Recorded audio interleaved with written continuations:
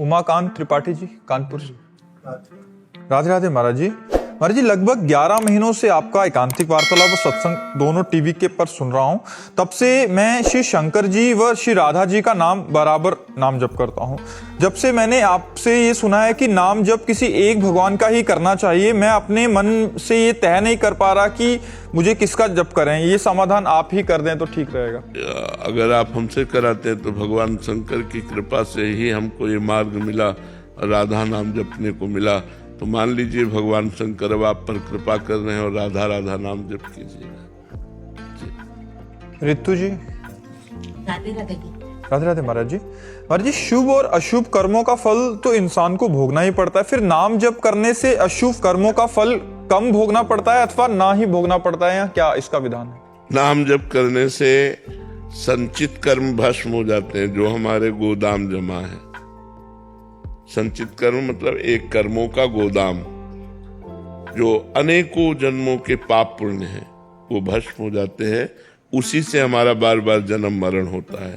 तो जब हम नाम जप करते हैं, 2-4 नाम से नहीं, खूब लंबे समय तक, तो धीरे धीरे वो नष्ट होने लगता है। नाम जप से प्रारब्ध भोगने की सामर्थ्य आती है। नाम जप से आगे पाप कर्म नहीं होंगे, अगर हो जाते तो तत्काल भस्म हो जाते, क्योंकि नाम जप चल रहा है। तो नाम जप से क्रियमाण पवित्र, संचित भस्म और प्रारब्ध के भोगने की सामर्थ्य प्राप्त हो जाती है। जितेंद्र सिंह जी। राधे राधे महाराज। राधे राधे महाराज जी। महाराज जी, जो अनजाने में हुए पाप आचरण हुए हैं उसका इस जन्म के द्वारा कैसे दूर किया जाए कि अगला अनजाना और जाना, इसमें अंतर होता है। जैसे हम जा रहे हैं और अचानक पैर के नीचे चींटी मर गई, हम चाह नहीं रहे थे, अनजाने में हो गया। जैसे हम गाड़ी में जा रहे हैं, कितने जीव नीचे गाड़ी के पहिए के नीचे मर रहे हैं, हम चाह नहीं रहे, लेकिन हमें यात्रा करनी है तो अब चलना ही पड़ेगा। तो छोटे मोटे जीव उसमें मर जाते हैं। जैसे किसान फावड़ा चला रहा है, वो चाह नहीं रहा पर कोई जीव कट जाता है, इसे कहते हैं अनजाने का पाप। तो ये जो अनजाने का पाप है, ये स्वप्न आदि में नष्ट हो जाता है। जैसे स्वप्न में भयानक आपको पीड़ा दी जा रही, आप भयानक दर्द से युक्त हैं और जगह तो कुछ नहीं, वो अनजाने के पाप स्वप्न में भोग ले। लेकिन जानकर जो हमसे पाप हुए, उनको फिर शरीर का दंड भोगना पड़ता है, फिर शारीरिक दंड से उसे भोगना पड़ता है। तो अनजाने में हमसे पाप तो जो होते हैं वो स्वप्न में सूक्ष्म शरीर के द्वारा भोग लिए जाते हैं, और जाने में जो पाप होते हैं वो स्थूल शरीर को भोगना पड़ता है। तो अनजानापन हम ऐसा नहीं कह सकते कि जो प्रगट में जानबूझकर पाप कर रहे हैं उन्हें अनजाना कह सकते हैं। अनजाना वही जिसे हमें पता नहीं है और अचानक घटना घट जाती है। हम गाड़ी से जा रहे हैं, कोई जानवर आया और लड़ करके मर गया, अब वो कंट्रोल गाड़ी करते करते वो मर गया, अब हमें पता थोड़ी था कि वो आ जाएगा, तो वो अनजाने का पाप है। लेकिन जानबूझकर गाय बैठी हुई है और हमने गाड़ी चढ़ा दी, ये जानबूझ करके पाप है। तो इसको आप देख लीजिए, अनजाने का पाप स्वप्न में नष्ट हो जाता है, और जानबूझकर जो पाप किया जाता है शारीरिक दंड के द्वारा फिर पवित्र। तो इस जीवन में ऐसा क्या करें कि आप जैसे महात्मा अगले जन्म में बन जाएं हम? भगवान का नाम जप करो, भगवान के नाम जप से है। पूर्व जन्म में हम कहीं ना कहीं भजन करने वाले ही थे, तभी हमें बचपन से भजन मार्ग में लगा दिया गया। 13 वर्ष की अवस्था थी, उसी अवस्था, उसके पहले भी हम चालीसा पढ़ते थे, छोटे थे, बच्चे थे तब छोटे चालीसा और भगवान में शुरू से हमें याद है। जब जितनी हमारी स्मृति है कि हमें बचपन से भगवान से अपनापन था, और एक भयानक पीड़ा थी कि मुझे भगवत प्राप्ति होनी चाहिए। तो पूर्व का भजन था, तभी तो ऐसा था। हमें किसी ने सिखाया नहीं है कि सत्संग मिला हो, सत्संग के बाद हमें ज्ञान हुआ हो, फिर हम बाबा जी बने हो, ऐसा नहीं। हमें आकर्षित किया गया है, मतलब पूर्व जन्म का भजन ही हमको भगवान के मार्ग में लगाया। तो अगर हम इस जन्म में भजन करें तो इसी जन्म में भगवत प्राप्ति हो जाएगी। अगर नहीं हुई तो अगले जन्म में फिर ऐसा अवसर मिल सकता है, ऐसा अवसर मिल सकता है। पर भजन करना पड़ेगा, भजन से ही ऐसा हो सकता है, भजन के बिना ऐसा नहीं। डॉक्टर अपेक्षा जी। राधे राधे। राधे राधे महाराज जी। महाराज जी, आप कह रहे हैं कि जैसे हमें मोक्ष की प्राप्ति करनी है और हम किसी भगवान की विग्रह से प्रीति कर लेते हैं या उनके प्रति राग उत्पन्न हो जाता है, तो फिर ये कहीं मोक्ष में बाधा तो नहीं बन पाएगा? अरे नहीं नहीं नहीं नहीं, भगवान से प्रेम कहीं बाधा पहुंचा सकता है? अरे मोक्ष प्राप्त ही भगवान की कृपा से होता है। बिना भगवान से प्रेम किए मोक्ष प्राप्त हो ही नहीं सकता है। वही भगवान गुरुदेव हैं। देखो, मोक्ष मूलम गुरु कृपा, ध्यान मूलम गुरु मूर्ति, पूजा मूलम गुरु पदम, मंत्र मूलम गुरु वाक्यम, मोक्ष मूलम गुरु कृपा। हरि कृपा ही तो मोक्ष प्रदान करती है। तो भगवान से प्रेम, भगवान के विग्रह से, नाम से प्रेम, धाम से प्रेम, यही तो मोक्ष प्रदान करता है। या शुद्ध ब्रह्म ज्ञान हो जाए तो मोक्ष प्राप्त हो, या हरि की कृपा से मोक्ष प्राप्त हो। अगर मोक्ष की अभिलाषा रखकर भगवान का भजन किया जाए तो भगवान मोक्ष प्रदान कर देते हैं। लेकिन जहाँ भगवान का भजन शुद्ध रूप से होता है तो प्रेम की अभिलाषा जग जाती है, मोक्ष की चाह मिट जाती है और लगता है ऐसे सुंदर भगवान से प्रेम करें, ऐसे कृपालु भगवान से प्रेम करें। तो फिर हृदय प्रेम की तरह जब बढ़ता है तो फिर मोक्ष मार्ग बंद हो जाता है और वो भगवान के दिव्य धाम में जाकर भगवान के साथ रहता है, भगवान की दिव्य लीलाओं में सम्मिलित हो जाता है। प्रांजल पांडे जी। राधे राधे महाराज जी। महाराज जी, मैं एक विद्यार्थी हूं, तो मुझे क्या सरस्वती जी का नाम जप करना चाहिए, गायत्री जी का, हनुमान जी का या शिव जी का? क्योंकि उनके नाम में मुझे ज्यादा प्रीति है। किसका है? यज्ञोपवीत हो गया है? आप तो गायत्री अनुष्ठान करो, प्रातः काल अर्घ देते हो सूर्य को? कभी कभी नहीं, नई अवस्था है। प्रातः काल उठो, स्नान करो, आधा घंटे व्यायाम करो, और इसके बाद भगवान सूर्य को अर्घ देते हुए गायत्री अनुष्ठान करो, गायत्री मंत्र जप करो। मान लो नात्रिकाल संध्या सही तो 2 काल की संध्या तो कर ही लो, प्रातः काल और शाम की, फिर देखो ज्ञान प्रकट होता है कि नहीं। हाँ, गायत्री जप करो और बीच बीच में नाम जप करो। गायत्री जप पवित्र अवस्था में होता है, स्नान आदि करके, और शेष समय भगवान का नाम जप करो जो नाम प्रिय हो। स्वामी करुणानंद जी, रामकृष्ण मठ प्रयागराज। महाराज जी प्रणाम। महाराज जी, मैं रामकृष्ण मठ प्रयागराज से हूँ। रामकृष्ण मिशन में सेवा कार्य साधना का एक अंग है। महाराज जी, इस सेवा कार्य के बीच अनवरत भगवत चिंतन बना रहे, इसके लिए हमें क्या प्रयास करना चाहिए? पहला तो लक्ष्य बनना चाहिए कि मुझे इसी जन्म में भगवत साक्षात्कार करना है। जब लक्ष्य बन जाता है तो उसमें दृढ़ता होती है। दूसरा, हमारा आहार पवित्र होना चाहिए। तीसरा, हमारा विचार पवित्र होना चाहिए। चौथा, निरंतर नाम जप चलना चाहिए। पांचवा, किसी महापुरुष की वाणी का नित्य स्वाध्याय होना चाहिए। श्री रामकृष्ण परमहंस जी हैं या विवेकानंद जी हैं, इन्हीं की वाणी का नित्य स्वाध्याय होना चाहिए। विचार शुद्धि में ध्यान रखना है कि जैसे रामकृष्ण मिशन में सेवा मिशन है तो इसमें मरीज आते रहते हैं, तो इनमें भगवत भावना मरीजों में करते हुए और उनकी जो सेवा अच्छे से अच्छे हो सके, दवा डॉक्टर आदि की सुविधा जुटाना और उनकी सेवा करवाना, और वो सब सेवा भगवान को समर्पित कर देना, और निरंतर नाम जपने का अभ्यास करना। यदि हम निरंतर नाम जप करेंगे तो हमारी वृत्ति भगवदाकार हो जाएगी। भगवत जैसे जैसे भजन बढ़ता है वैसे वैसे वैराग्य बढ़ता है, जैसे जैसे वैराग्य बढ़ता है वैसे वैसे शुद्ध ज्ञान होता है, और शुद्ध ज्ञान के द्वारा ही माया का नाश करके, अविद्या का नाश करके जीव आत्मबोध प्राप्त करता है। आत्मस्वरूप का बोध ही मोक्ष पद प्रदान करता है। तो हमारा लक्ष्य होना चाहिए भगवत प्राप्ति या मोक्ष। तब हमारे अंदर वो प्रबलता आती है भजन की, दृढ़ता आती है भजन की, जब हमारा लक्ष्य निश्चित हो जाए। तो ऐसे ही जब हमारा लक्ष्य भगवत प्राप्ति हो जाता है तो हमारा मन और इंद्रिय जो भोगों की तरफ जा रहे हैं, यही सबसे बड़ा विघ्न है। साधक का सबसे बड़ा विघ्न है इंद्रिय और मन का भोगों की तरफ जाना। अगर कहीं भोगों को भोगने लगा तब तो साधना ही नहीं रह गई। फिर किस बात का साधक? वो तो मनोरंजन कर रहा है माया में। जो इंद्रिय और मन को अपने अधीन करके शास्त्र सदगुरुदेव के बताए हुए साधना मार्ग में बहुत काल तक चलता है, वो सिद्धावस्था को प्राप्त हो पाता है।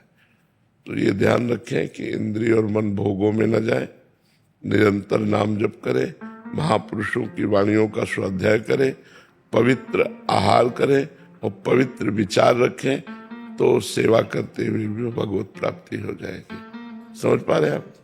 जी। आशुतोष विक्रम सिंह जी, लखनऊ से। राधा वल्लभ श्री हरिवंश महाराज जी। महाराज जी, आप हमेशा भगवत प्राप्ति का उल्लेख करते हैं, तो महाराज जी कृपया करके बताएं कि भगवत प्राप्ति का असली अर्थ है क्या?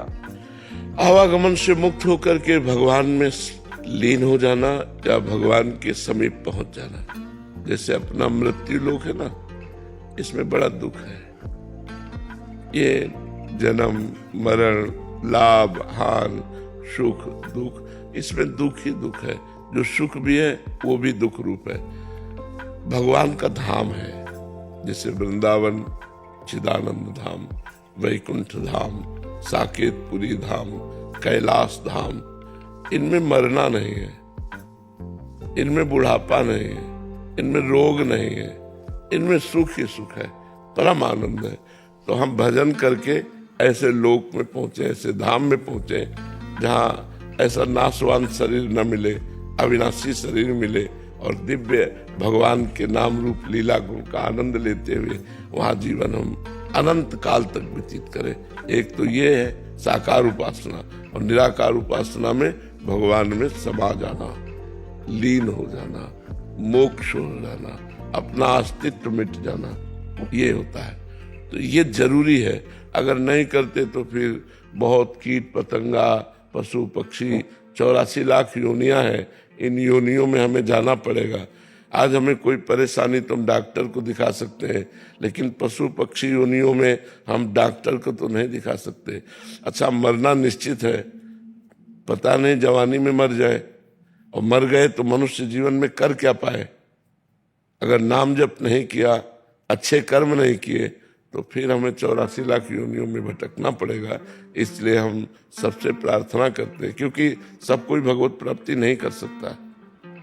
अधिकार है, कर सकता है, पर रुचि नहीं है। भोगों में इतनी रुचि हो गई है कि अगर भगवान भी चाहे तो वो उसको भोग दे दे, वो याचना करेगा। वो भगवान से नहीं मांगेगा कि आप मिल जाओ या मेरा मोक्ष हो जाए। ऐसे बहुत कम लोग होते हैं जो भगवान के मार्ग में चलकर भगवान को प्राप्त करना चाहते हैं। देखो कितने लोग एकांतिक में आए हो, आप विचार कीजिए। बहुत कम लोग होते हैं जो अच्छे मार्ग का अनुसरण करते हैं, और गंदे मार्ग का अनुसरण करने वाले लाखों लोग हैं। शराब की पार्टी हो, फिर देख लो आप कितने लोग एकत्रित होते हैं। कोई ऐसी पार्टी हो जिसमें गंदा खान पान, शराब हो, ये सब मनमानी मनोरंजन हो, देखो लाखों की भीड़ हो जाएगी। और भगवान का प्रवचन होना है तो वही आएंगे जिनके अच्छे विचार हैं, जो पवित्र भावना वाले हैं, जो अपना कल्याण चाहते हैं, अपना मंगल चाहते हैं। इसलिए संतों का कार्य है जीव के अंदर भगवत प्राप्ति की जागृति करना कि मुझे भगवान चाहिए, बुरे आचरणों का त्याग करवा कर अच्छे आचरणों में लगाना। इसीलिए हम दो काम ज्यादातर कहते हैं, नाम जप करो और पवित्र आचरण रखो और भगवत प्राप्ति का लक्ष्य बना लो। समझ रहे जी? ईशा जी, लखनऊ से। राधे राधे महाराज जी। महाराज जी, व्यतिरेक पद्धति के अनुसार ब्रह्म सत्यम जगन मिथ्या, तो फिर जगत में रहते हुए लोक व्यवहार सीख के अनुसार आचरण करना सीखना क्यों आवश्यक है? क्योंकि हमें एक नाटक मिला है ना। नाटक भी तो मिथ्या होता है। जो नाटक होता है, मतलब जैसे फिल्म है कोई या कोई नाटक होता है, तो वो भी तो झूठा होता है, लेकिन उसमें रोल परफेक्ट किया जाता है कि नहीं किया जाता? परफेक्ट रोल नहीं होगा तो निकाल दिए जाओगे। तो इस जगत नाटक में तुम्हें एक परफेक्ट रोल करना है। पर हम तो इसी को असली मान के ही चल रहे हैं। इसीलिए तो दुर्गति हो जाती है। इसीलिए दुर्गति हो जाती है। इसके डायरेक्टर हैं भगवान। आपको रोल दिया है, किसी को पत्नी का रोल दिया, बहन का रोल दिया, माँ का रोल दिया, बहुत से रोल दिए हैं। जो जो जहाँ जैसा हमें रोल मिला है, स्वांग मिला है, वैसा हम परफेक्ट करें तो हमें डायरेक्टर की प्रसन्नता प्राप्त हो जाएगी और वो हमको इस रोल से बाहर कर देगा, अपने साथ रख लेगा, अपनी दिव्य लीला में ले जाएगा, दिव्य आनंद में ले जाएगा। तो हमको यहाँ रोल करना ही पड़ेगा। झूठा है पर हमको रोल करना पड़ेगा। जो स्वांग मिला है, जो नाटक मिला है, पति का नाटक, भाई का नाटक, गुरु का नाटक, शिष्य का नाटक, जो नाटक मिला है उसमें परफेक्ट आप रोल अदा कीजिए तो भगवान प्रसन्न हो जाएंगे। जगत नाटक वैभव, गोपाल शास्त्र नाम में एक भगवान का नाम आता है, जगन नाटक वैभव। ये जगत रूपी नाटक का वैभव वो स्वयं प्रकाशित किए हुए हैं। तो तुम्हें जो नाटक मिला है, जो रोल मिला है, वैसा कीजिए।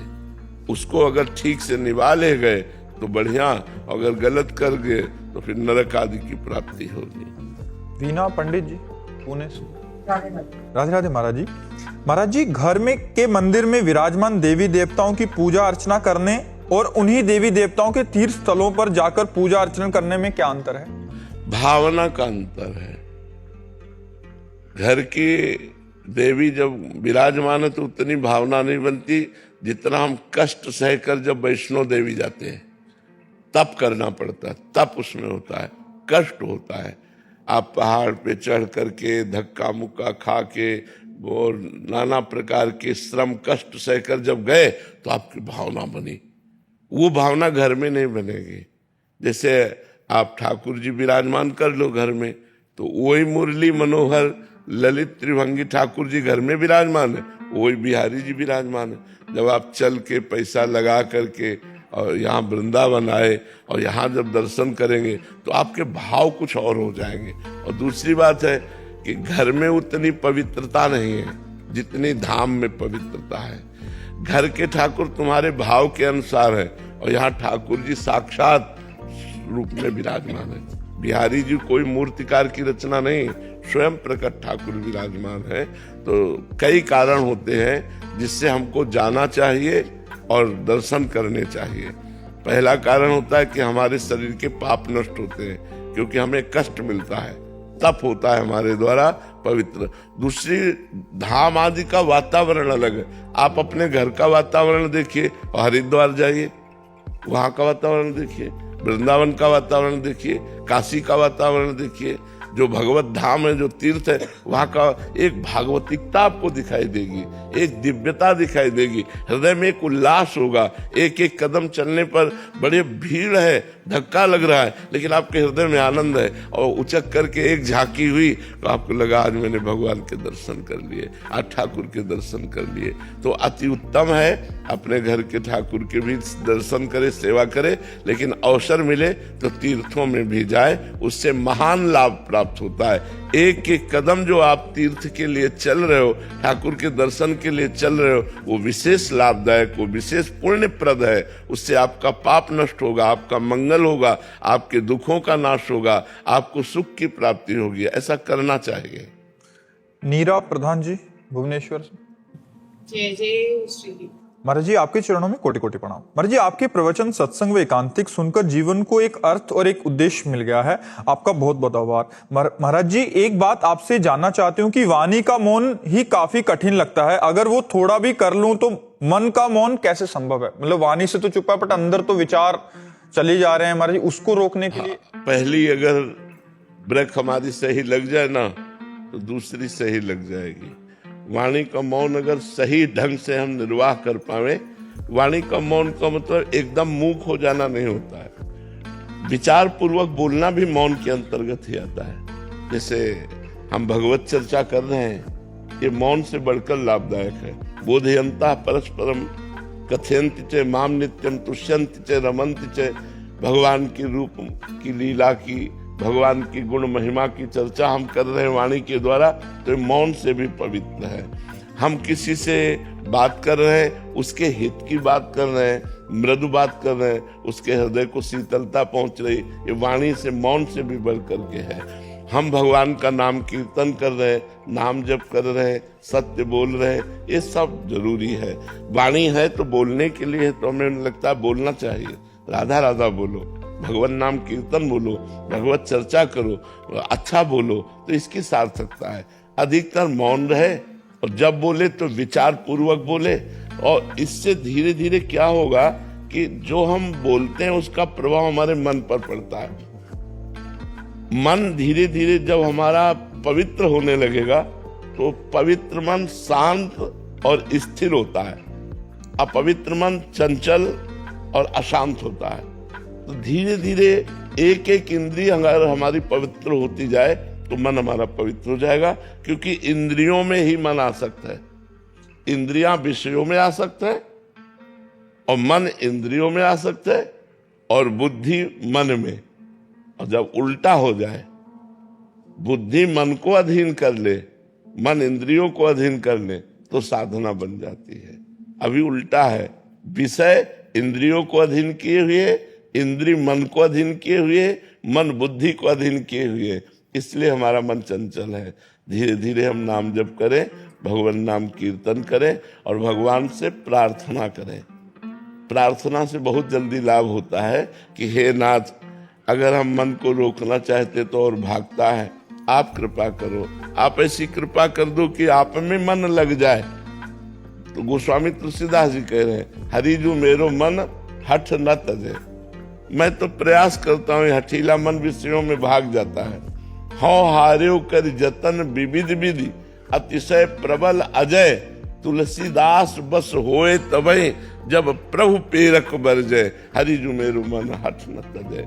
हे हरि, हमने बहुत प्रयास करके देख लिया, मेरा मन शांत और अचल नहीं हो पा रहा, इसलिए अब आप कृपा करें। इसकी डोरी आपके हाथ में है, आप इसको रोक दें, आप इसकी चंचलता को नष्ट कर दें, ये शांत और स्थिर हो जाए, आप में लग जाए।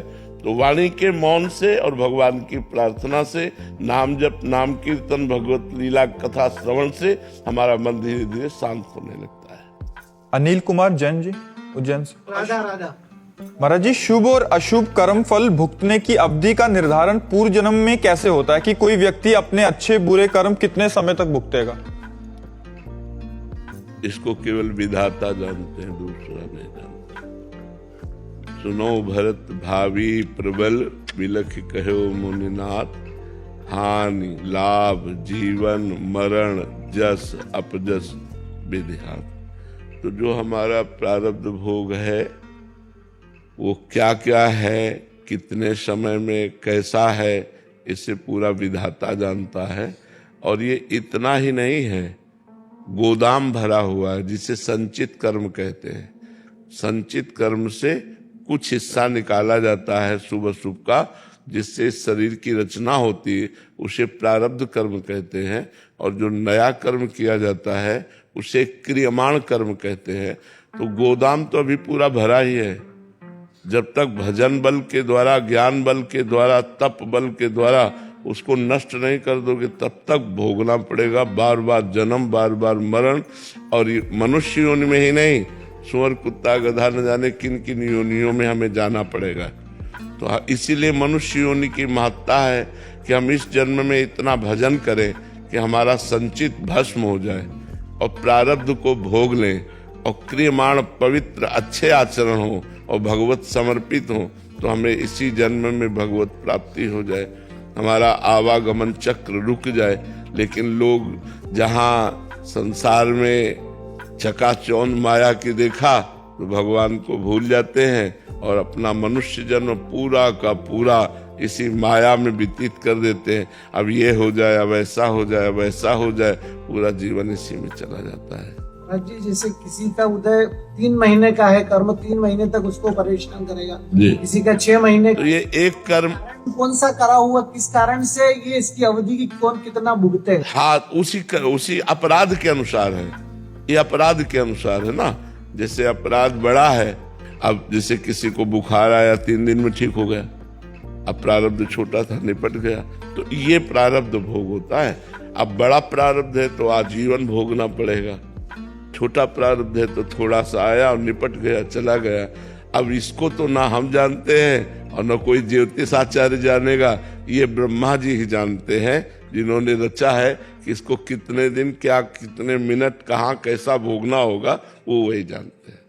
मयंक तिवारी जी। राधा वल्लभ सिंह। श्री हरिवंश महाराज जी। गुरुदेव सूरदास जी के पद में आता है कि भरोसो दृढ़ इन चरणन के रो। महाराज जी, इस पद में अत्यंत अद्भुत एवं महिमा का वर्णन किया प्रभु की, पर महाराज जी इसमें किस भरोसे की बात कर रहे हैं? वो भरोसा कैसे हो और कैसे हमारे अंदर आए? जब आन कोई ठौर नहीं और नहीं, तब भरोसा एक होता है। कहीं हमें ठौर नहीं, कोई हमारा और नहीं। भरोसो दृढ़ इन चरणन केरो, श्री वल्लभ नख चंद्र छटा बिन, सब जग माहे अंधेरो।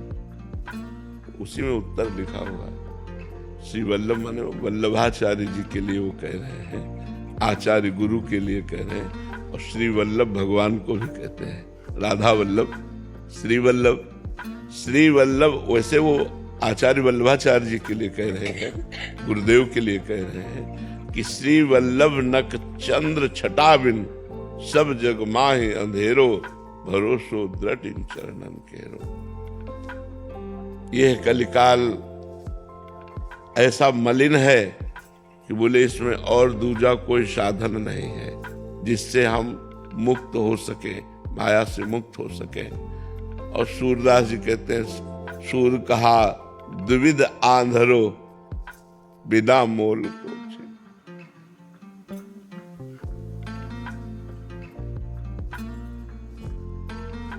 भगवान में बिक जाना,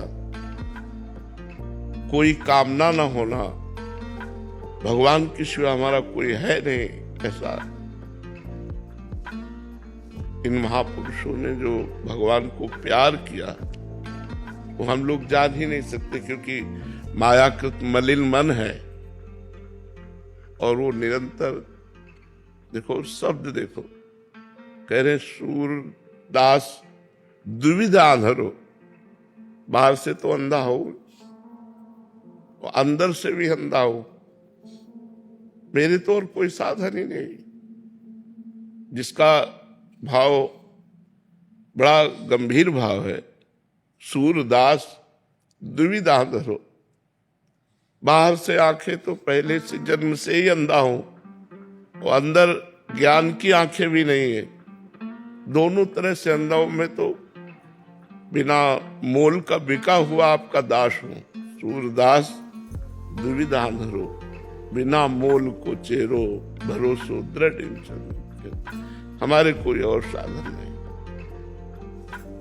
केवल आपके चरणों का भरोसा, हमारा कोई और नहीं प्रभु, केवल आपके सिवा और कोई नहीं। जब ये भाव होता है, दृढ़ भरोसा भगवान में, बस यही साधना का फल है, भगवान में दृढ़ भरोसा हो जाना। जैसे हमारे यहाँ हरिराम व्यास जी कह रहे हैं, काहू के बल भजन को, काहू के आचार, व्यास भरोसे कुंवर के।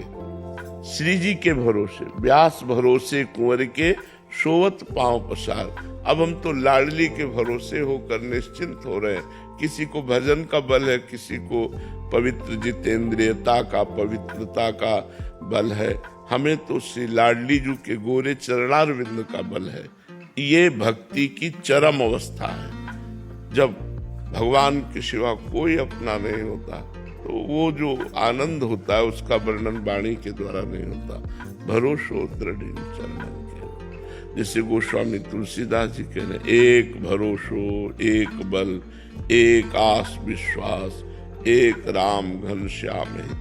चातक तुलसीदास, जैसे चातक स्वाति के बूंद के सिवा और कोई जबान पर अपना पानी नहीं रख सकता, चाहे मर जाए, ऐसे ही अपने इष्ट के नाम, इष्ट के रूप, इष्ट के आश्रय में जो है उसका दृढ़ भरोसा हो जाता है। ये सिद्ध पुरुषों की बात है। भरोसा दृढ़ हो जाना मतलब सिद्ध हो गया। यही तो सब खास बात है। हमें प्रभु पर विश्वास नहीं है प्रभु से भरोसा दृढ़ नहीं है। अगर दृढ़ भरोसा हो गया तो भगवान दास बन जाते हैं। देखो ना, जितने भरोसे वाले बड़े बड़े भक्त हुए, भगवान उनकी सेवकाई में लग गए, भगवान उनके सेवक बन गए। प्रेरित जी, राधे राधे महाराज जी। राधे राधे महाराज जी। महाराज जी, भगवान और देवी देवताओं का अलग अलग मान्यता मानी गई है, पर बचपन से ऐसा सुनते आए हैं कि देवताओं की भक्ति से सांसारिक सुख मिल सकते हैं, पर भगवान की भक्ति से असली आनंद की प्राप्ति होती है। पर मेरा मन एक देवी देवता के भक्ति में लगा हुआ है, ऐसे में क्या मुझे वो आनंद या उस मौज की प्राप्ति नहीं? उसी में भगवान की भावना कर लीजिए, क्योंकि कोई कण ऐसा नहीं जहाँ भगवान न हो। तो क्या देवी देवता में भगवान नहीं है क्या?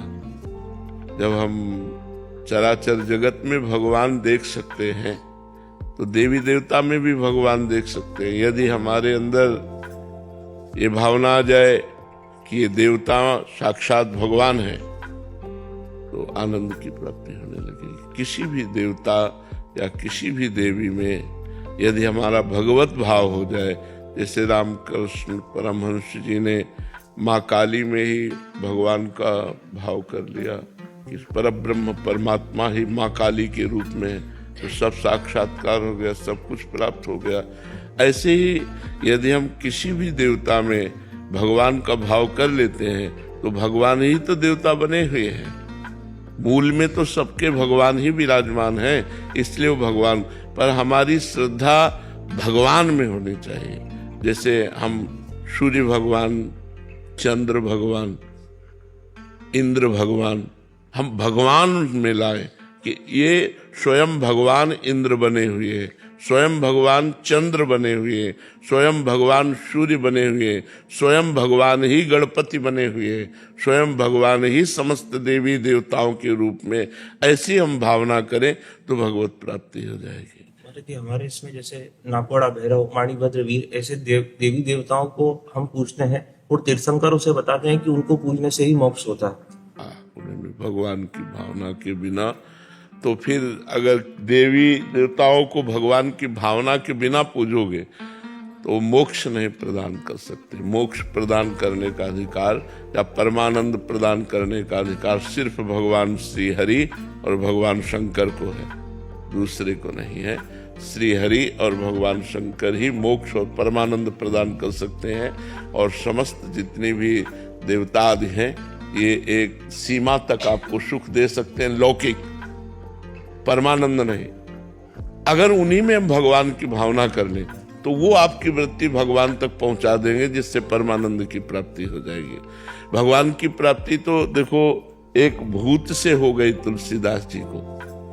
काशी में गंगा पार करके शौच जाते थे तो जो शौच का बचा हुआ पानी होता था ऐसे फेंक देते थे, और उस पेड़ पर एक प्रेत रहता था, और प्रेत अपवित्र पानी पीता है, तो कई दिन पीने के बाद वो तृप्त हुआ और प्रकट हो गया। तुलसीदास जी से कहा कि अब आप जो चाहो हमसे मांग लो। उनका आप कौन हो? उनका मैं प्रेत हूँ। तो बोले मैंने तो आपकी आराधना की नहीं। तो उन्होंने कहा आराधना नहीं हुई, पर अनजाने में आराधना हो गई। आपने जो अपवित्र पानी फेंका उससे मेरी तृप्ति हो गई, अब आप बताओ क्या? तो उनका सियाराम के दर्शन करा दो। तो कहा इतनी सामर्थ्य हमारी इतनी सामर्थ्य नहीं है कि मैं सियाराम के दर्शन करा दूं। उपाय बता सकता हूं, उपाय से पक्का सियाराम के दर्शन हो जाएंगे। तो उनका बताओ। तो बोले तुलसी घाट में जब रामचरित्र का गायन किया जाता है, भगवान की कथा होती है, तो उस समय महावीर, परम महाभागवत, बजरंगबली, हनुमान जी महाराज आते हैं। उनके चरण पकड़ लो, वो सियाराम जी के दर्शन करा देंगे। तो उनका हम पहचानेंगे कैसे? बोले सबसे पहले आते हैं और सबसे बाद के जाते हैं, और मलिन वस्त्र होता है, वृद्ध स्वरूप होता है। तुलसीदास जी उस दिन गए तो जो ही कथा शुरू तो सबसे पहले आकर हनुमान जी महाराज बैठ गए, मलिन कपड़ा पहने, ऐसे वृद्ध रूप में। तुलसीदास जी दृष्टि रखते रहे, और जब सब चले गए तो हम प्रणाम करके वो चले, जो ही चले सो पीछे लगे तो भागे हो। तो तुलसी घाट से लेकर संकट मोचन जो काशी के हैं वहां तक हनुमान जी भागे, तुलसीदास जी जाके चरण पकड़ लिए। उनका क्या चाहते हो? तो उनका प्रभु इतने दिन हो गए भजन करते हुए, मैं अपने प्रभु को देखना चाहता हूँ, कैसे हैं मेरे सिया राम जी। तो उनका यहाँ काशी में नहीं, चित्रकूट में चलो। तो फिर हनुमान जी की कृपा से श्री लक्ष्मण जी और श्री राम जी का साक्षात्कार चित्रकूट में श्री तुलसीदास जी को हुआ, पर मूल प्रेरक प्रेत हुआ। तो अगर हम श्रद्धा और भावना भगवान की करें, तो जब प्रेत भगवत साक्षात्कार करा सकता है, कारण तो बना ना, तो ऐसे कोई भी देवी देवता हो, वो हमें तत्काल भगवान से जोड़ करके हमारा काम बना देगा। तो हम ईमानदारी से, संपूर्ण भावना से, भगवत भावना से यदि सेवा करें, तो कहीं भी सेवा करें वो भगवान को ही पहुंचती है, क्योंकि मूल में सबके भगवान विराजमान है। जगन्नाथ अरोड़ा जी, हरियाणा से। मेरे सवाई वाले की शुरू की जय। महाराज जी, आपके चरणों में कोटि कोटि प्रणाम। महाराज जी, परमार्थ, पुरुषार्थ व प्रतीक्षा तीनों का संतुलन कैसे बनाएं ताकि अपने साधक जीवन व सांसारिक कर्तव्यों का अच्छे से पालन कर पाएं और तीनों को करते हुए प्रमाद ना आए? प्रतीक्षा का तात्पर्य क्या आप ले रहे? गुरुदेव, जब परमार्थ की ओर लगते हैं तो लगता है कि महाराज जी, आप कह रहे हैं कि जब परमार्थ की ओर देखते हैं तो फिर ऐसा लगता है कि अभी व्यवहारिक कार्य कुछ देर प्रतीक्षा कर लेते हैं ताकि फिर एकदम परमार्थ में हो। तो इसका संतुलन कैसे बनाया जा सकता है महाराज? नहीं, पूरे जीवन मन इसी तरह अटकाए रहता है कि ये काम हो जाए फिर हम भजन कर लेंगे, ये हो जाए फिर हम भजन कर लेंगे। ऐसा नहीं, पहले भजन करो फिर काम होगा। हम काम करते हुए भजन करें। जो हमारा सांसारिक कार्य है उसमें हम भजन को पीछे नहीं टालते हैं। क्यों? क्योंकि कल हम जिएंगे कि नहीं हमें भरोसा नहीं है। हमारी आयु कितनी मुझे पता नहीं है। मुझे हर श्वास भगवान का स्मरण करते रहना है। प्रतिपल परमार्थ में हमें स्थित रहना है। परमार्थ ही पुरुषार्थ है। अगर परमार्थ नहीं तो और पुरुषार्थ किस काम का? परमार्थ ही पुरुषार्थ है, और परमार्थ पुरुषार्थ करते हुए भगवान के दर्शन की प्रतीक्षा, न कि किसी काम पूरी होने की प्रतीक्षा। नहीं, किसी काम पूरी होने, सब काम ठीक है। जैसे प्रभु रख रहे हैं वैसे बहुत बढ़िया रख रहे हैं। मनुष्य जीवन इन लाभों के लिए नहीं मिला। ये कोई लाभ है? आप पूरे जीवन 50 अरब कमाए और मर गए, 5 रुपया साथ जाएगा क्या? तो लाभ कहाँ मिला? हानि तो हो गई। इतना बढ़िया मनुष्य जीवन और ले जाने लायक कुछ कमाया ही नहीं। जैसे सोचो किसी देश में आपको भेजा जाए और वहां आपको सब सुविधा दे दी जाए, मकान दे दिया गया, पत्नी दे दी गई, पुत्र हो गए, रुपया पैसा मान प्रतिष्ठा सब। अब वहां से अपने देश में लौटना है, लेकिन कुछ नहीं ला सकते वहां से। तो बोलो ऐसे देश में जाना पसंद करेगा कोई जहां से हम कुछ वापस नहीं ला सकते? अपने देश कुछ ला ही नहीं सकते। ऐसे देश में रहना कोई पसंद करेगा? वो यही देश है। शरीर भी छोड़ा दिया जाता है, शरीर भी हटा दिया जाता है, कुछ अपना होता नहीं है। तो जो अपना है वो है परमार्थ। तो हमें अपने पुरुषार्थ को परमार्थ में ही लगाना चाहिए और प्रतीक्षा करनी चाहिए परमार्थ के परिणाम की प्राप्ति की, ना कि सांसारिक भोगों की, ना कि सांसारिक लाभों की। ये तो अनमांगे आगे आवेगो जो पल लागे पल को, जैसे पल के बिना प्रयास के चलती रहती हैं, ऐसे ही प्रारब्ध भोग से सुख और दुख आता रहता है। जैसे कोई दुख नहीं चाहता फिर भी दुख आता है, ऐसे सुख ना चाहे तो भी सुख आ जाएगा। इसके लिए ज्यादा प्रयास ना करे, प्रयास करे भगवत प्राप्ति के लिए, प्रयास करे परमार्थ की पूर्ति के लिए, प्रतीक्षा करे भगवान के दर्शन की, प्रतीक्षा करे भगवान की कृपा की, प्रतीक्षा करे मोक्ष की, ना कि सांसारिक भोगों की। शशि कुमार जी, मैनपुरी। राधे राधे गुरुदेव भगवान। राधे राधे महाराज जी। गुरुदेव भगवान, कृपा और शरणागति में क्या अंतर है? एक ही बात है। कृपा से शरणागति होती है और शरणागति से कृपा का परिचय होता है। भगवान की कृपा से ही शरणागति होती है और शरणागति से ही कृपा का परिचय होता है। जब हम भगवान की शरण में होते हैं तो हमें पता होता है भगवान हमें कितना दुलार कर रहे हैं, भगवान हमें कितना प्यार कर रहे हैं, भगवान की हम पर कितनी कृपा है। तो कृपा से शरणागति और शरणागति से कृपा का अनुभव होता है। भगवान बड़े कृपालु हैं, ये बात शरणागति से ही अनुभव में आता है। कशिश जी दिल्ली से। राधे राधे महाराज जी। गुरुदेव भगवान संतजन संतवाणी शास्त्र वचन पर साधक का विश्वास दिन प्रतिदिन बढ़ता जाए, इसके लिए साधक को क्या प्रयास? नाम जप करना चाहिए। नाम जप करने से हृदय पवित्र होता है। पवित्र हृदय में पवित्र श्रद्धा और दृढ़ विश्वास होता है। वो पवित्र श्रद्धा और दृढ़ विश्वास जब संत वाणी और शास्त्र में हो जाती है तो उसका परमार्थ पुष्ट होने लगता है, और परमार्थ पुष्ट होता है तो भगवत प्राप्ति हो जाती है। संत वाणी से ही भगवत प्राप्ति होती है। अगर संत वाणी और भगवत वाणी का श्रद्धा विश्वास पूर्वक सेवन न किया जाए तो फिर भगवत प्राप्ति हो ही नहीं सकती, क्योंकि यही मार्ग बताते हैं। जब मार्ग में नहीं चलेंगे तो भगवत प्राप्ति कैसे हो पाएगी। तो संत वाणी और शास्त्र पर प्रगाढ़ श्रद्धा और दृढ़ विश्वास होना ही भगवत प्राप्ति का लक्षण है कि भगवत प्राप्ति कर लेगा। भवानी शंकरो वंदे श्रद्धा विश्वास रूपिणो याभ्याम बिना न पश्यन्ति सिद्धा स्वांता स्थनीश्वरम। बिना श्रद्धा विश्वास के हृदय में विराजमान परमात्मा है, पर कहाँ अनुभव हो रहा है। तो हम संत और शास्त्र पर पूर्ण श्रद्धा और विश्वास कर पावे, इसके लिए हमें खूब नाम जप करना चाहिए। नाम जप करने से हृदय पवित्र हो जाता है। नीतीश पंडित जी पुणे से। राधे राधे महाराज जी। महाराज जी, आत्मा मृत्यु के बाद क्या अनुभव करती है? अगला जन्म कैसे तय होता है? इस प्रक्रिया को तय करने वाली नियमावली क्या है महाराज जी? वैसे जो आत्मा है इन सब बातों से एकदम अलग है,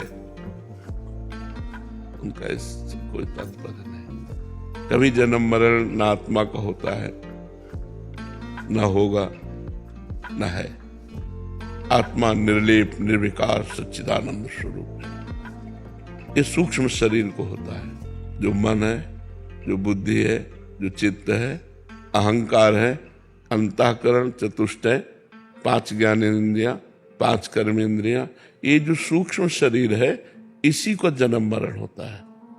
आत्मा तो इसमें अहम करके बार बार जो जन्म मरण हो रहा है, उस अहम करके इसमें वो भोक्ता कर्ता भाव से युक्त होने के कारण निर्लेप होने पर भी उसे भोगना पड़ता है। निर्लेप होने पर, निर्विकार होने पर भी उसे भोगना पड़ता है, अंतःकरण पर ममत्व होने के कारण, अहम होने के कारण। पर जन्म मरण जो होता है उस समय, जन्म मरण का मतलब यही समझो जैसे सो गए, गाढ़ निद्रा यह है मृत्यु, और जगे यह है जन्म। ऐसे जन्म मृत्यु होती रहती। गाढ़ मूर्छा मृत्यु, फिर अगले योनि में पहुंचा, फिर चेतना जागृत हुई, फिर उसमें खेलने कूदने लगा, फिर वैसे सब, फिर गाढ़ मूर्छा, ऐसे बहुत जन्म हो गए। अब हम अपने को सुधार लें। मनुष्य जन्म मिला है जन्म मरण के चक्र को रोककर परमात्मा की प्राप्ति के लिए। अब हम ऐसा भजन करें डटकर कि हम जन्म मृत्यु के चक्र को रोक दें। पर लोग इधर ध्यान ही नहीं दे रहे। इसी जगत की चीजें चाहता है, वो भगवान को नहीं चाहता है, क्योंकि बुद्धि हमारी मलिन हो चुकी है। इसीलिए हम सबसे कहते हैं नाम जप करो। नाम जप करने से जब बुद्धि पवित्र होगी तो सही निर्णय निकलेगा। अभी तो बड़ा धूल पड़ी हुई है बुद्धि पर माया की। जब हम नाम जप करेंगे तब निर्मल बुद्धि सही निर्णय कर पाती है। अभी तो बहुत मलिन बुद्धि है, इसलिए खूब नाम जप करे। ये बात समझ लो, आत्मा का कभी जन्म नहीं होता तो मृत्यु कैसे हो सकती है। आत्मा को कोई दुख नहीं व्यापता। नैनम छिन्दन्ति शस्त्राणि नैनम दहति पावका न चैनम क्लेदयन्त्यापो न शोष्यति मारुतः। आत्मा को अस्त्र छेद नहीं सकते, वायु सुखा नहीं सकती, जल गीला नहीं कर सकता। वो अक्लेद्य है, अशोष्य है, अदाय है। वो भगवत स्वरूप है, चिदानंदमय है। पर ऐसा चिदानंदमय होने पर भी वो अंतःकरण में ममत्व रखने के कारण, कर्ता और भोक्ता भाव रखने के कारण वो ना जन्मने पर भी जन्मता है। ना मरने पर भी मरता है। यही भगवान की माया है। आशा जी हरियाणा से। राधे राधे महाराज जी। महाराज जी, यदि किसी मनुष्य में कोई गुण भक्ति भाव ना हो और जो सदा ही पाप कर्मों में लिप्त हो, तो प्रभु क्या ऐसे मनुष्य को भी भगवत प्राप्ति या संत गुरु रूप में प्राप्त होकर उसे दीक्षा प्रदान कर सकते हैं? सदगुरुदेव की प्राप्ति के लिए क्या प्रयास कर सकता है ऐसा जी? भगवान से प्रार्थना करे और किसी सच्चे संत का संग मिल जाए तो घोर पापी भी महात्मा बन सकता है। भगवान स्वयं कह रहे हैं, अपिचेत सुदुराचारो भजते माम अनन्य भाग साधुरेव समन्तव्य सम्यक व्यवसिता सा। घोर दुराचारी हो, सांगोपांग पाप करने वाला हो, अपिचेत सुदुराचारो मतलब खूब सुंदर ढंग से पाप करने वाला। एक होता है कि पाप कर लिया, नहीं, खूब रचपच करके पाप करने वाला हो, घोर पापी महापापी। अगर वो भी साधु संग से या किसी घटना से प्रेरित होकर के भगवान की शरण में आ जाए तो भगवान कहते हैं मैं उसे साधु बना दूंगा। भगवान कहते हैं अपिचेत सुदुराचारो भजते माम अनन्य भाग साधुरेव समन्तव्य सम्यक व्यवसिता। ऐसा सबको उसे साधु ही मानना चाहिए, क्योंकि वो कल पापी था, आज मेरी शरण में आ गया, अब मैं करूं सत्य ते साधु समाना क्षिप्रम भवति धर्मात्मा। वो बहुत जल्दी धर्मात्मा महात्मा बन जाएगा। तो अवश्य अवश्य घोर पापी भी भगवान की शरण में जाए और खूब डट के भजन शुरू कर दे तो महात्मा बन जाएगा। भगवान उसे महात्मा बना देते हैं। सेहरे की निराली शान निहारो सखी पाहुनवा। धरती पे उतर आया चाँद निहारो सखी पाहुनवा। माथे मंजुल मोर खोर केसर की भाग सुहाए। कमल नयन काए गजराए चितवन चित चुराए। मकराकृत कुंडल का निहारो सखी पाहुनवा। मानो धरती पे उतर आया चाँद निहारो सखी पाहुनवा। बिना बुलाए संग गुरु के जनकपुरी में आए। ना जाने कब नैनन के मग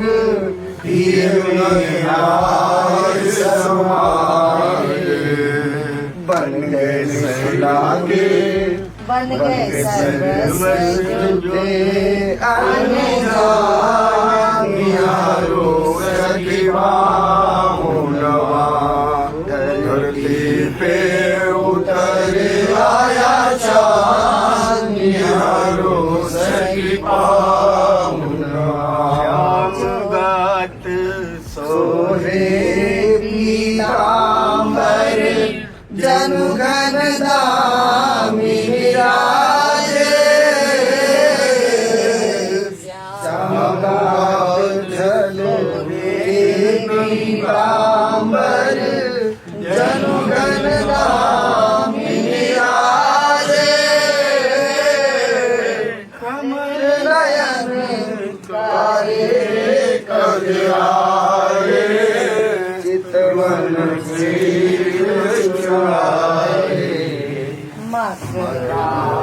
मिटा के दुल्हनवा मेहमान निहारो सखी पाहुनवा। मानो धरती पे उतर आया चाँद निहारो सखी पाहुनवा।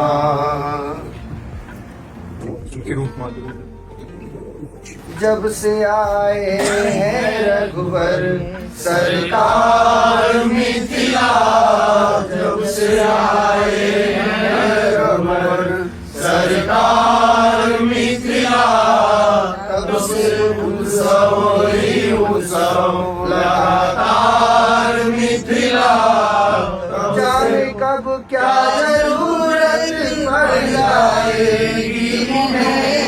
जाने अब क्या जरूरत पड़ जाएगी इन्हें। खुला रहता है हरदम बाजार मिथिला, खुला रहता है हरदम बाजार मिथिला।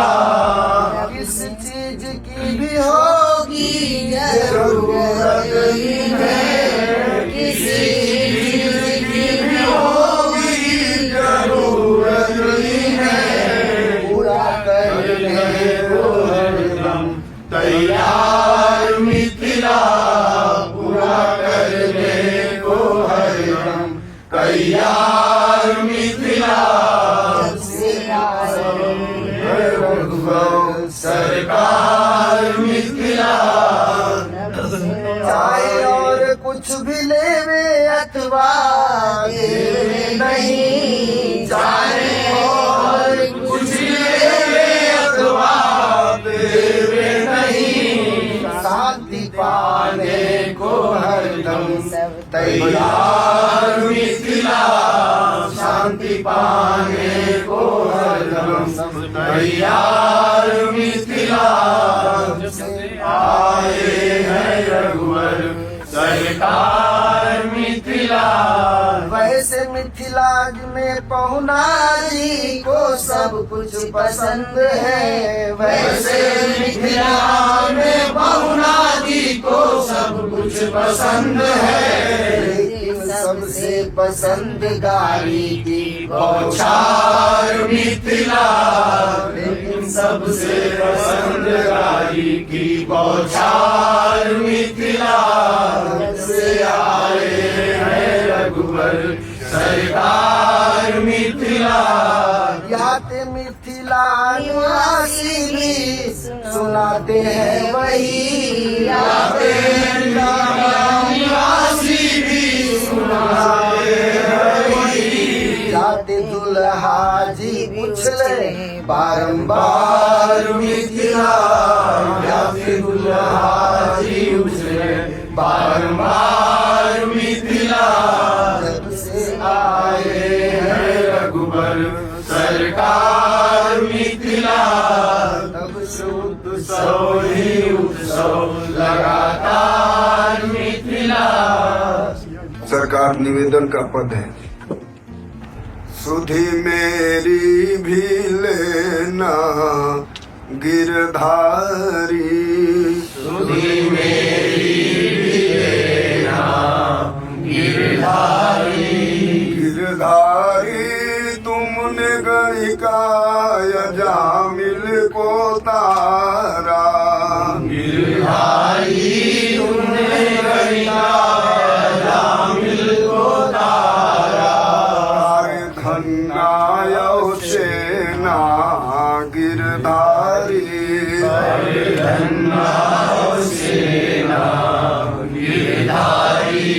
गिरधारी अपनी बगिया का कुछ भी बना लो, गिरधारी अपनी बगिया का कुछ भी बना लो।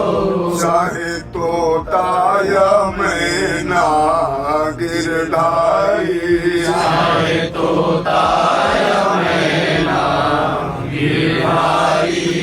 सुधि मेरी भी लेना गिरधारी, सुधि मेरी भी लेना गिरधारी। गिरधारी हम नारायण गुण गायक, गिरधारी हम नहीं तुझ बीनु चैना गिरधारी,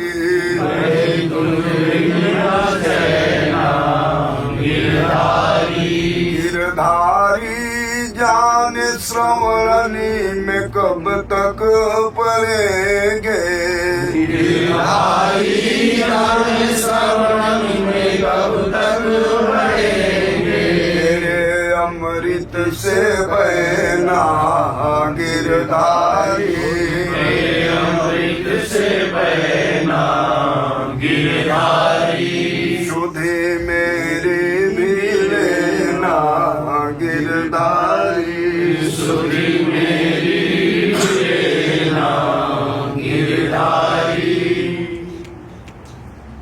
अब टन्ना लगवली कर भोजपुरी में है भोजपुरी सब भांति मनोहर पियस्य का लगता बड़े नाजों से पाला है कुछ कसर अगर तो बस इतनी कि दुल्हा थोड़ा सा काला है अब टन्ना लगवली करो दरिया बचन के नाम हसवली रही बुहरिया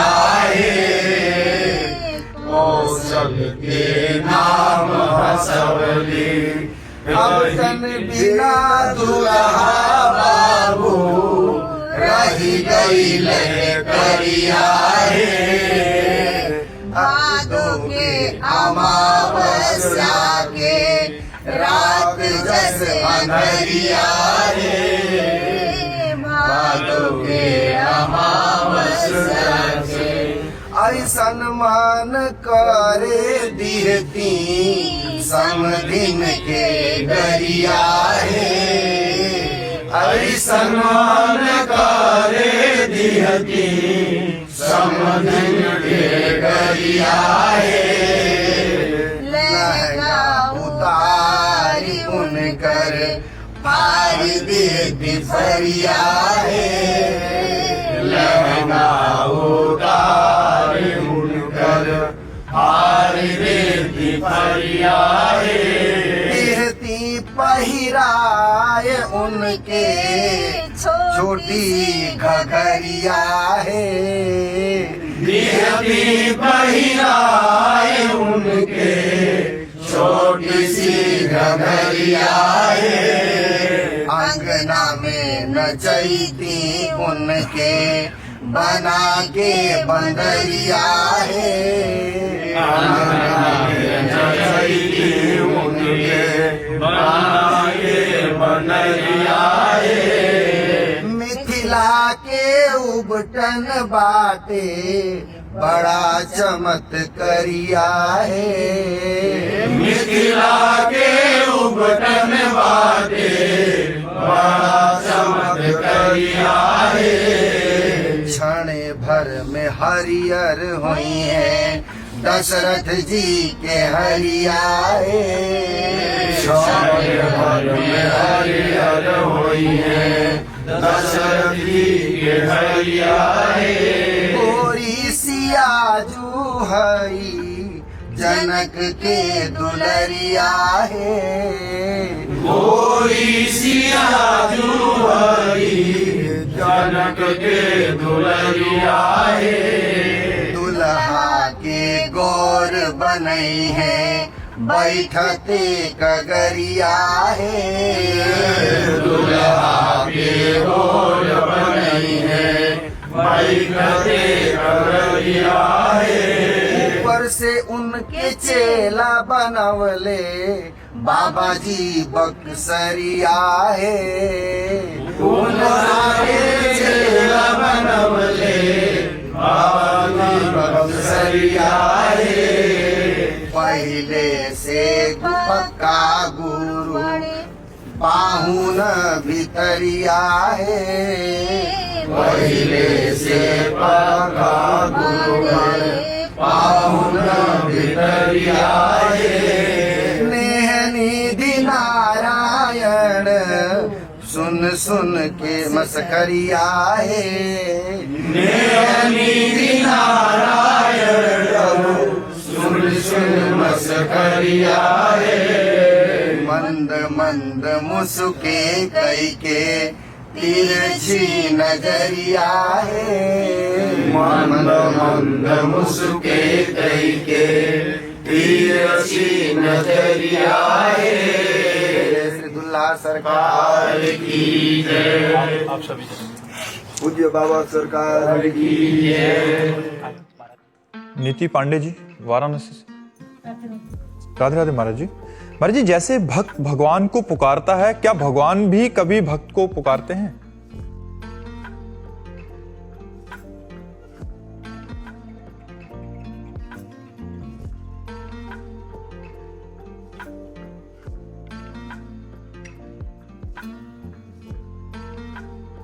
भगवान ही भक्ति की पुकार बनते हैं। भगवान पुकारते नहीं, भगवान ही भक्ति की पुकार बनते हैं। भक्त के हृदय में जो भगवान के प्रति भाव आता है वो भगवान ही बनते हैं। भक्त प्यार क्या कर सकता है? भगवान का प्यार ही भक्त का प्यार बनता है। भगवान की करुणा ही भक्त का हृदय बन जाती है। भगवान की प्रेरणा से ही वो यंत्रवत चेष्टा करता है। वो जो पुकारता है हा कृष्ण हा राधा, तो सही मानो हृदय में वो बैठ कर के पुकार रहे हैं, वही पुकार रहे हैं, वही भाव दे रहे हैं, वही करुणा कर रहे हैं। भक्त तो राई के समान प्यार करता है, भगवान समुद्र के समान प्यार करता है। भगवान को जब कोई अपना मान लेता है तब ये परिचय जान पाता है, नहीं तो माया का ऐसा मलिन प्रभाव है कि शरीर संबंधी रिश्ते नाते ये सब प्रिय लगते हैं और भगवान पराये लगते हैं। और जब भगवान का भजन किया जाता है, भगवान की कृपा से शुद्ध ज्ञान होता है, फिर भगवान से जब प्रेम होता है तब हृदय की दशा बदल जाती है। वो भगवान ही उसके अंदर पुकार बनते हैं। आप एक बार कृष्ण बोलेंगे वो 1000 बार आपका चिंतन करेंगे। उनके जैसा प्रेमी है कौन? प्रीति की रीति रंगीलो ही जाने। आप विचार करके देखो, भक्तों के चरण चाप रहे। क्या अनंत ब्रह्मांडों के ईश्वर के पास इतनी शक्तियां हैं, इतना पावर है, वो किसी एक पार्षद को बोल सकते हैं जाकर के कि देखो मेरा भक्त कष्ट में है, उसका सहयोग करो। लेकिन नहीं, स्वयं अपने हाथ से माधोदास बाबा की लंगोटी धो रहे हैं, स्वयं अर्जुन का रथ हाँक रहे हैं। तो भगवान की करुणा और भगवान के प्यार को तो केवल भक्त हृदय ही जानता है। तो भगवान ही भक्त के हृदय की पुकार बनते हैं और उसी पुकार में भगवान का साक्षात्कार होता है। अब इस बात को समझना, भगवान ही भक्त के हृदय की पुकार बनते हैं। वो करुणा, वो आर्त भाव भगवान ही देते हैं और उसी पुकार में भगवान का साक्षात्कार होता है। तो भक्त और भगवान अभिन्न है। तस्मित् जने भेदा अभावात्। भगवान और भक्त के बीच में भेद नहीं रहता। अगर बोल रहा है राधा, तो श्री जी उसके हृदय में ही बैठे उसे प्यार कर रहे हैं, उसके हृदय में ही बैठे उसे दुलार कर रहे हैं। बाहर भीतर चारों तरफ वो अपने भगवान का सानिध्य अनुभव करता है। कोई प्रेम करके तो देखे, पर हमारा प्रेम बिखर गया है, संसार में बिखर गया, भोगों में बिखर गया, व्यक्तियों में बिखर गया, शरीरों में बिखर गया। अगर यही प्रेम समेट कर भगवान में हो जाए, मेरे तो गिरधर गोपाल दूसरों न कोई, तो अभी समझ में आवे कि भक्ति की पुकार ही नहीं रह जाती, भगवान ही उसकी पुकार बन जाते हैं। भक्त तो भगवान में लीन हो रहा है, तन्मय हो रहा है। अब भगवान जैसा उससे नचा रहे हैं वैसा वो नाच रहा है। वो पुकारवा रहे हैं तो पुकार रहा है, रुला रहे हैं तो रो रहा है, हंसा रहे तो हंस रहा है, खिला रहे तो खा रहा है, बुला रहे तो बोल रहा है, चला रहे तो चल रहा है। वो स्वयं में कुछ नहीं होता, स्वयं तो भगवान में लीन हो गया, भगवान में तन्मय हो गया। अब इस स्थिति को वही समझ सकता है जिसकी स्थिति है, अन्यथा केवल बातों से ये अनुभव में नहीं आ सकती, इस समझ में नहीं आ सकती। तो भगवान ही भक्ति की पुकार बनते हैं और भगवान ही उसको संपूर्ण रूप से चलाते हैं भक्त का अहम तो भगवान में लीन हो जाता है। इसलिए भक्त केवल कहने मात्र को रहता है, वहां स्वयं भगवान का शासन रहता है, वहां स्वयं भगवान विराजमान रहते हैं।